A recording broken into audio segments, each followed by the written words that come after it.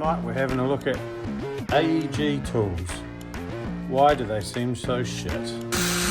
Was not pulling. So what you often find with these rivet guns and with rivet guns in general is that the little grippers there, they tend to get a little bit stuck. So give me my rivet back. Like that.